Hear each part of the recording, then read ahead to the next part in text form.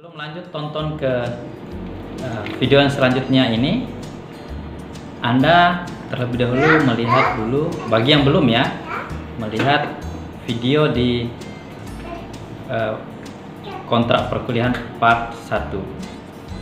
Nah, sekarang masuk di part 2.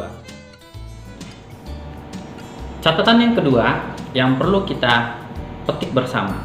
Catatan yang kedua ini yakni pengaturan kelas online. Pengaturan kelas online yakni ketika misalnya kita sedang kuliah di kelas WhatsApp atau di Google Classroom atau di aplikasi Zoom dan yang lainnya, jika saya lagi berbicara, Anda mohon diam. Begitu juga misalnya kita diskusi saya sampaikan, misalnya saya rekam dulu, saya sampaikan ke, misalnya kalau kita menggunakan kuliah WhatsApp online, saya rekam dulu, baru itu saya kirim ke grup, lalu kalian harus dengarkan baik-baik.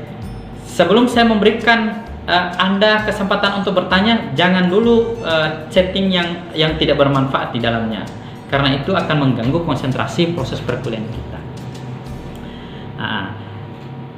Yang selanjutnya, yang ketiga, poin ketiga, setelah pengaturan itu, jika ada mahasiswa yang ingin menjapri saya, wapri ya, bukan japri, itu jawaban pribadi, itu kesalahan saya termasuk Anda semua selama ini. Wapri, WA pribadi singkatannya.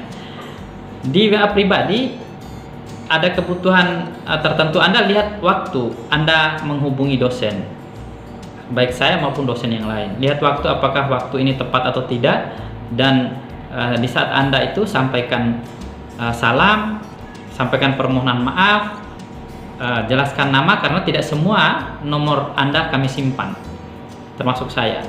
Sampaikan nama, dari jurusan apa, kelas berapa, apa maksud dan tujuan, ucapkan terima kasih, dan tutup dengan wassalam. Jadi ingin menghubungi saya juga seperti itu. Kenapa saya memberikan Anda pemahaman cara juga menghubungi dosen? Ada etikanya sebenarnya.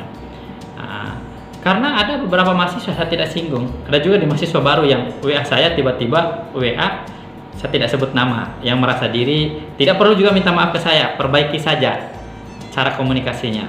Assalamualaikum Pak, ada jadwal di kelas ini hari ini. Saya juga bingung, ini siapa ini? Dia tidak sebutkan nama, dia tidak cantumkan nama. Walaupun saya tahu saya ada tugas di jadwal di kelas itu. Sebenarnya tanpa diingatkan, karena saya memiliki tanggung jawab seperti Anda semua. Nah, seperti itu kira-kira. Itu yang ketiga.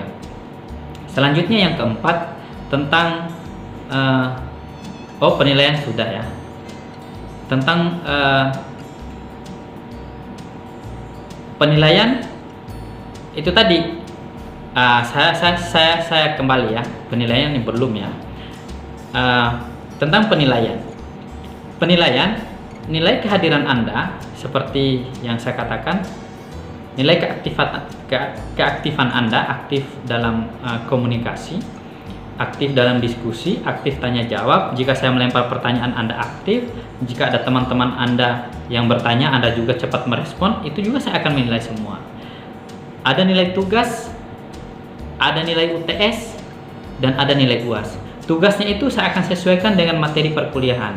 Misalnya di materi perkuliahan sejarah Pancasila misalnya, atau Pancasila dalam sejarah bangsa Indonesia.